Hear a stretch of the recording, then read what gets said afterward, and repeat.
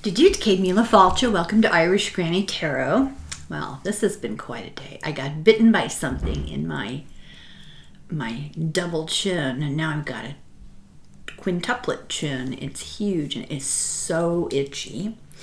And I had an appointment today. It's the first time in 2.5 years that I've been in a public building. I thought I was going to have a stroke. It was very stressful. I have lost the capability of being around a lot of people. It was really too overstimulating. And I'm astounded at how blasé people are about the whole thing. But anyway, it's just been an exhausting day, and I really haven't had time to do a lot of research, but I have a few little odds and ends to tie up stuff. So first, I'd like to read a poem.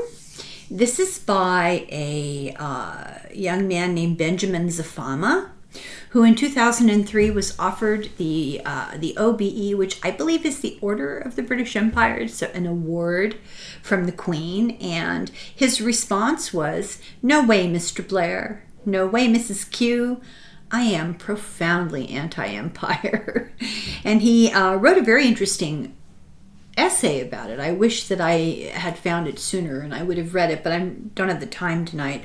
But I do want to read his poem called Bought and Sold. I think he's a wonderful poet.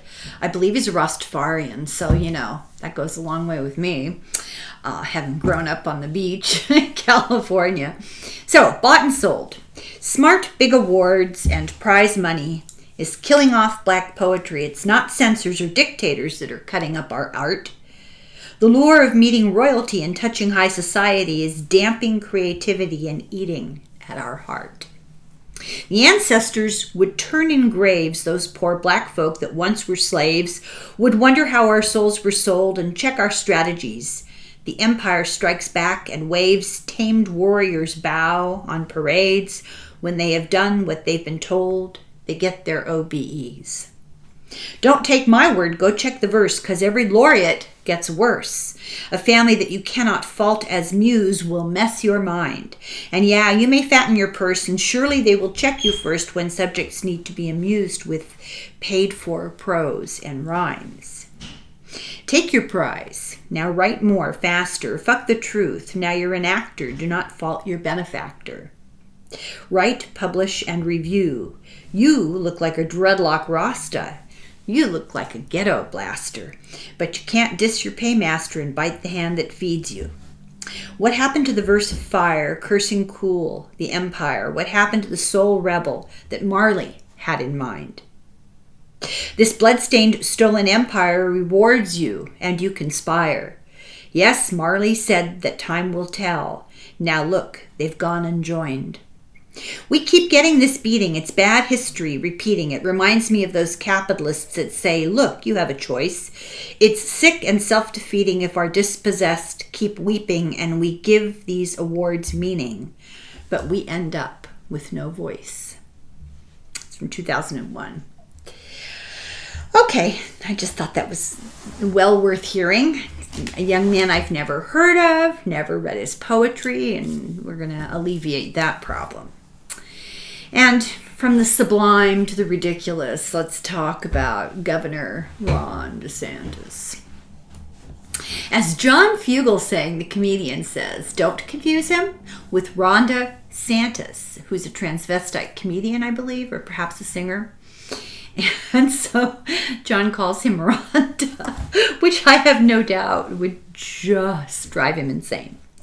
So I think we talked about this a little bit the other day. Greg Abbott hired a few buses and shipped asylum seekers to essentially the end of the driveway at Kamala Harris's house. And remember me saying, God, I wonder where the migrants came to Florida. Did they come in a boat? Did they fly? How did they get there? Well, I found out. And if this doesn't fry you, if you live in Florida, it should. Ron DeSantis took $12 million from Biden's last bill that he did. I forget the name of it because I'm old.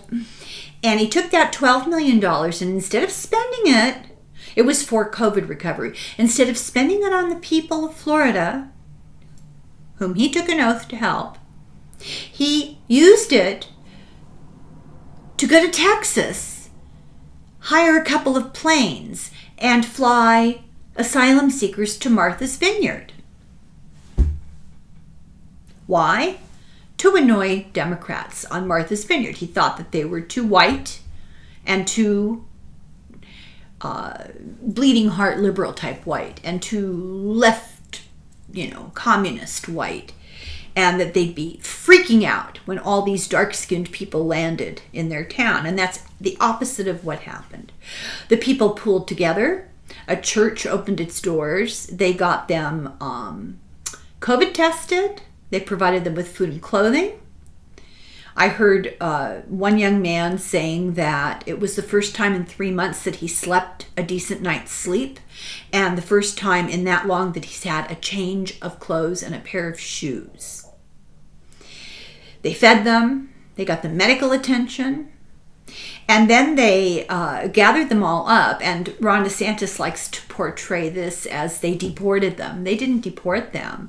They took them over to the mainland to a military facility that had beds and blankets and a kitchen and bathrooms and a doctor. But the people that were the migrants, who DeSantis and Abbott have characterized as illegal aliens, they're not illegal aliens. They are people asking for asylum. It is a perfectly legal process to come to a border and ask, please, can I have asylum in your country? Venezuela is in turmoil. And they came all that way across, including one woman who had a 1-month-old baby. This is who Ron DeSantis dumped to prove something to the Democrats. And Ron DeSantis professes to be Catholic. Now, I'm no Catholic. It didn't take. I'm kind of proud of that. And I do not pretend to be a great Christian. It's a struggle. What can I say? However, some of these words imprint on you when you hear them over and over. When you're very young and you're bored and you're sitting in church, it does tend to leak into your brain cells. So I went back and got a couple of things I'd like to say to that fake Christian, Ron DeSantis, and that phony follower of Jesus, Greg Abbott. This is from the Bible of St. Matthew. For I was hungry, and you gave me to eat. I was thirsty, and you gave me to drink. I was a stranger, and you invited me in. I was naked, and you clothed me. Whatsoever you do for these, the least of my brethren, you do unto me. Unquote. Jesus. And from Leviticus, this is the Old Testament. This is the serious stuff. The stranger that dwelleth among you shall be to you as one born among you, and you shall love him as yourself, for you were strangers in the land of Egypt. I'm just saying. So, the exciting news that comes from all of this is that I think Ron DeSantis may have inadvertently shot himself in the foot. This is delicious. This is pure unprocessed Schadenfreude. So he flies these poor people and dumps them in Martha's Vineyard. They get out of a plane. Oh, the other thing I didn't mention that I thought was beautiful. The people at Martha's Vineyard, all these people are speaking Spanish. They went and got all the senior high school AP Spanish students to come and help to translate. I just love it. I absolutely love it. So he does this nasty, cruel, malicious bullying, petty, horrible thing.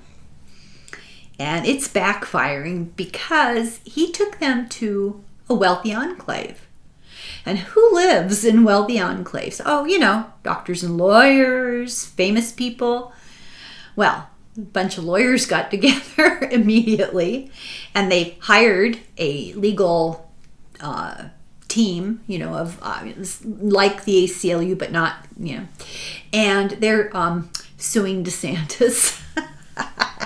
So I know we've probably read on this, but I'm loving this. I'm getting far too much personal pleasure from this because I just want to slap him every time I see his face.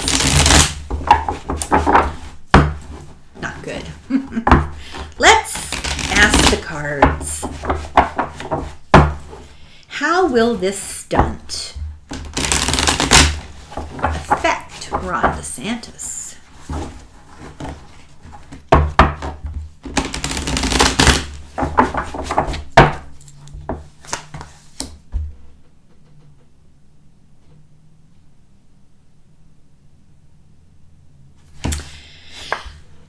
The Queen of Cups. I think this is probably talking about the legal system coming back to haunt. They've got something up their sleeve. They've got a hidden agenda. It's not so hidden though, but they have a plan. They have a plan. This has kicked off the start of a plan, and this is the Four of Pentacles going to cost him a pretty penny. He's going to have to defend himself, and it may very well foul up his not supposed to scratch, foul up his hinted at run for president. But here we go. We did cards on him quite a while back. It might even be as long as a year ago. Excuse me, because we were worried about him running for president eventually. And his cards kind of said, if I remember correctly, they kind of said something to the effect of, he's going to flame out. There's going to be a scandal that's really going to derail his professional progression. Maybe this is it. Yeah. This Seven of Wands, this has alienated a lot of people. This has made people look at him with a more jaded eye. Yeah, this was a very bad choice. He's self-satisfied and remarkably, well, I always say smug, but it's such a fitting term for him. Self-centered, happy with his own lot in life. Very, he thinks he's clever. He thinks he really schooled the libs this time. He didn't see the big picture, the Three of Wands, and now he's going to have to get help. He's going to have to look for help. And it's not going to go well for him, the Six of Wands. All action, you know, all these action cards, his action is not going to turn out positively for him. So, what's the other thing? E. Jean Carrol. Do you remember her name? E. Jean Carrol is the journalist who accused Donald Trump of raping her in the dressing room. She, at Bergdorf Goodman, I'm not from New York, Bergdorf Goodman. She was shopping, and on her way out the door, encountered him at the door. He manipulated her into helping him pick something out for a woman in his life. And he took her into a dressing room and raped her, allegedly. Well, she's just found out that she can now press charges against him for rape in the state of New York. And she is. Let's see what's the energy around that case. I think she was limited to a civil trial because he was president. I don't know what I'm talking about. There was some reason, like technical reason, but now she can do it. Oh, justice. Oh, I love this card. Justice. She needs to do this to heal. She needs to move on from this old pain. This is the Five of Cups reversed. This is about, you know, the trauma. You have to move through the trauma, and she needs accountability from him. Oh my God. God. The King of Pentacles. This is my trump card and he is reversed. This may very well bring him down. The Knight of Pentacles. He has just continued and continued and continued on his path of, the pentacles of the physical world, his tour of destruction through life. And this may very well put the halt to that.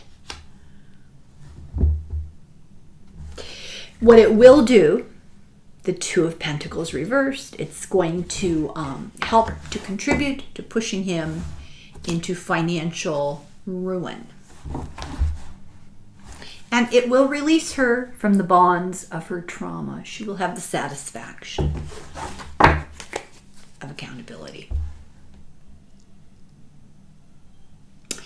Okay, so here's a question. Glenn Youngkin from Virginia, who he was moderate Republican, and the only thing he ran around trying to look like a PTA dad, and he talked a lot about, our schools. I'm worried about the content of our curricula, and we need to get rid of critical race theory, and he stayed away from everything else that was controversial. Well, he's gone full MAGA. He's on his way to back up Carrie Lake, who's nuttier than a fruitcake. I don't even think I have to excuse myself for that. It's diagnosable. Also, Donald Trump has begun to be very open about QAnon at his rallies. So let's ask about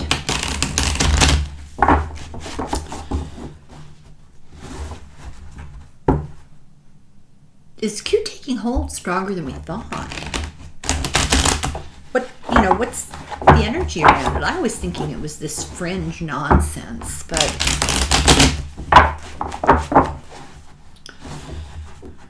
pedophiles in the non-existent basement, as it were. The old protocols of the elders of Zion, the blood libel, crazy stuff.